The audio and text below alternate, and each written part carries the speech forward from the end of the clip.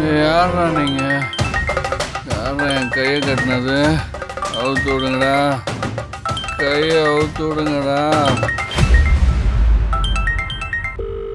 என்னமாச்சு? டேய் ரிங் போது எடுக்க மாட்டேங்கிறான்டா. எடுக்க மாட்டாரா?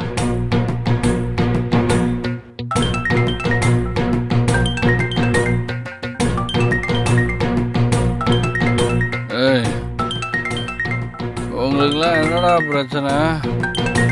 என்னடா வேணும்?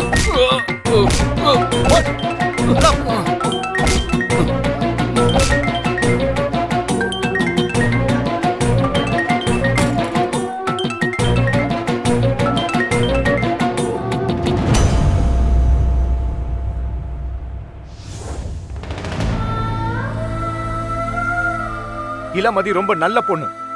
தேவையில்லாம அவங்கள திட்டம் போட்டு அசிங்கப்படுத்தும் நினைச்சீங்க, நான் சும்மா இருக்க மாட்டேன்.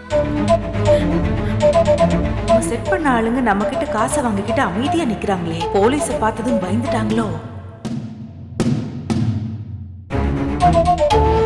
ஏன் சார் நாங்க எதுக்கு கேக்குறோம்?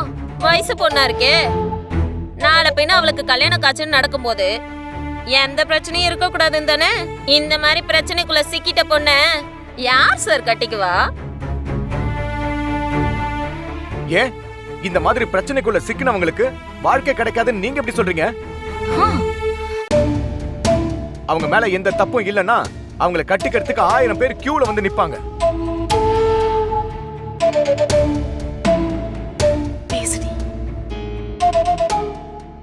ஏன் சார் இவ்ளோ தூக்கி வச்சு பேசுறீங்களே, இளமதியை நீங்க கல்யாணம் பண்ணிப்பீங்களா?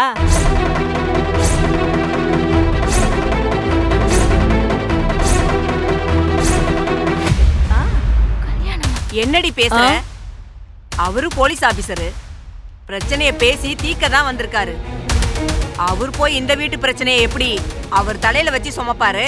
புதுசா பாக்குறப்ப கண்ணுக்கு எல்லாம் நல்லதா தான் தெரியும்.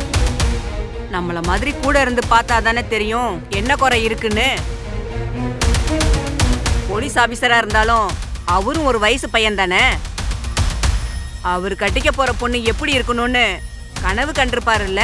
அதுவும் இப்படிப்பட்ட ஒரு பொண்ணுன்னா அவர் வீட்டுல எப்படி ஒத்துப்பாங்க?